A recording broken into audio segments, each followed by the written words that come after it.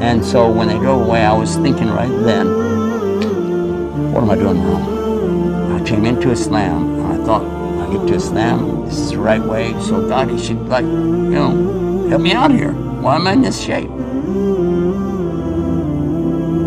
When I first came into Islam in the early days, there was a situation that I found myself, no home, no clothes, no job, no way to move forward, except very limited, very squeezing it. I needed desperately to make some money, and a brother came to me and he said, look, I have a job that we can do and make $100 a day each. And I said, really? He said, yeah, and it's right over here in Wichita. Now, I'd lived in Wichita Falls, Texas, and we used to call it Wichita. We take off. He said, I've got the road map, I'll figure it out. Just go this way, go that way. I said, we're not going the right way. You're heading us up on 35. We need to turn and go up 287 and get up to Wichita Falls that way. It's not that far. We can just go over there. He's like, no. I know what we're doing. I know where we're going. I said, all right. But by the time we hit Oklahoma, I said, I'm sure there's a problem here because you're going into Oklahoma. Now, this is not the right way. He said, yeah, and then he showed me on the map, and I looked at it and I said, that's Wichita, Kansas. He said, yeah, that's it. It's not that far. I said, oh, man, are you serious? This old bus ain't going to make it up there. It's got muffler problems. It's got manifold problems. It's got a lot of problems with it. He's like, come on, we can do it. So we drove up there. When we come back down, things started to change.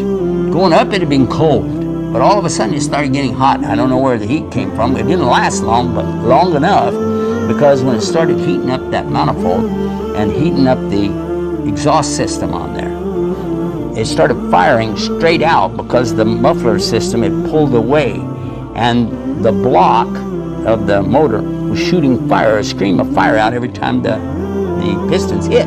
It boiled the oil, and there was no oil left in the motor. So there was a rod that broke. Now the rods hold the pistons, they go like this. And it broke and came out the side, and when it did, the oil came out, and that's what caught fire first, was the oil coming out of that thing. And so what it meant was that any gas come in front of that thing, boom, and that's exactly what happened. I went into the hood, and I've already burnt my hands up on the hood trying to get it up. And I'm beating on that fire, trying to put it out with that blanket. And I'm thinking, this can't be happening, this can't be happening. Why is this happening to me? When I grabbed the fire extinguisher, I was thinking to myself, the one thing I did right when I bought this fire extinguisher 2 years ago, you know, that was smart. Yeah, grab it out of there, pulled the pin out, squeeze the trigger, you know. And I'm thinking, this can't be happening, this can't be happening. Why is this happening to me? And when I got the fire out, then I realized I'm in the middle of nowhere. I need to get to a truck stop or someplace. Then it started snowing. I tried to get a ride back into town. Nobody, even the one that owned the junkyard, wouldn't help. He told me to go out to the roadside and get a ride. Oh, hardly anybody out there. I'm standing in the cold trying to get a ride. And the trucks are going by. And when they go by, I'm like, a lady's the one who slowed down first to give me a ride. I'm like, no, I'm not going to do that, you know. Then she also thought about, well, a guy wearing a dress, you know, that looks kind of funny. I dressed like this back then. Even had the imama, or, you know, the turban on. And when the guys did pull over, they're in a little bitty truck. They said, jump in. And I said, how? There's no room in there. They said, in the back. And here I am now, back in with bags of fertilizer. Imagine that. Hog fertilizer, by the way. Oops. Oh yeah, it's not bad enough. It's like, no way. When I get up to the interstate, I ask them, just take me through the other side. Let me get out over there at least, you know. They're like, no, we got to go this way. And so when they drove away, I was thinking right then, what am I doing wrong? I came into Islam, and I thought, I get to Islam, this is the right way, so God, He should, like, you know, help me out here. Why am I in this shape? That came out of my mind. This is not your deal. This is His deal. You said you wanted. This is it. Take a deep breath. Got up on the side of the road and started trying to get one of the trucks to pull over, give me a ride. Nothing. And now it really started getting colder and windy, and the snow's getting worse.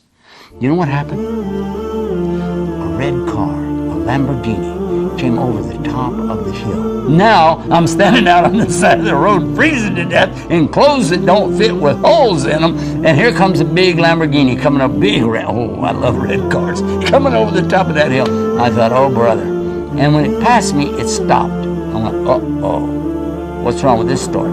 He started backing up real fast, and I said, okay, guy's gonna run over me, you know? Let's get back out of the way. I don't know what this guy's doing. And he got up even with me, rolled the window down. Now I'm thinking, in Texas in the old days, we would have said, hey, buddy, you tired of walking? Yeah, okay, run a while.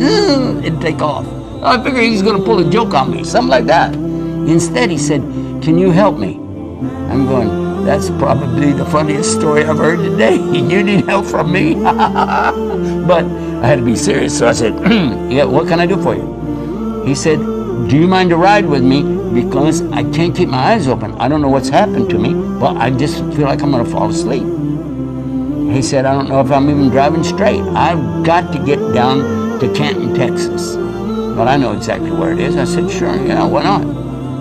I got in the car with him, and he said, but I need you to talk to me, keep me awake. I said, what do you want to talk about? He said, anything, talk about anything. I said, like what? He said, well, let's start with why you're standing on the side of the road and smell like fertilizer. I said, yeah, that's a good one. So over the course of the next half hour, 45 minutes, I began to explain to him the story of how I got into Islam and how I wound up being on the side of the road there. And when we got to Denton, Texas, this is split there. Highway 35 splits to W, west, and east, E, and you can take your choice. Now, he needs to go to Canton, which is to the east. I, on the other hand, need to go to Fort Worth, which is to the west. So when we got there, I was thinking, okay, now I gotta get out here. It's a truck stop. I'll see if I can get a much better chance of getting a ride here. Then he said to me, do you suppose it would be all right? Would you accept if I could just take you to your destination? Because I'd like to hear the rest of that story. I said, excuse me just a second, let me see if my schedule will permit that. Yes, I do have an opening. No, not really. I was thinking, I can't believe this guy. This is too much. I said, oh yeah, okay. So we went on. We went to Fort Worth. And over the course, I was able to finish the story, tell him exactly what had happened, transpired, brought me to the point where I was. And look at what he said. He said, you know, in my religion, he told me what branch Christianity was in. He said, it is split, it's divided up, there's a lot of problems, and I've lost all my faith in it. But what you said gives me a lot of faith. Huh?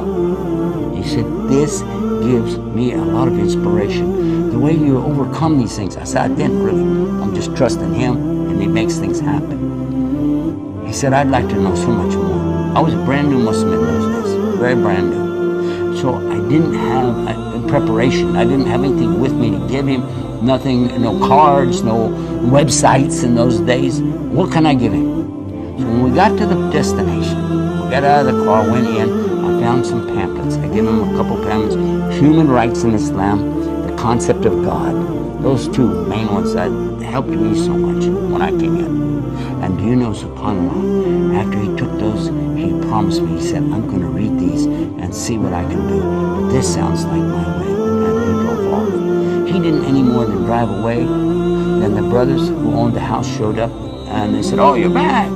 I said, oh, I wish you would go catch this guy. You need to tell him about Islam. I don't know how to tell him. And they said, well, I don't know what we would have done any different. And that was the minute that I decided my life has to be dedicated to be able to communicate this message to people in the English language. That inspired me to do what I do today. That keeps me going, knowing there are other people out there.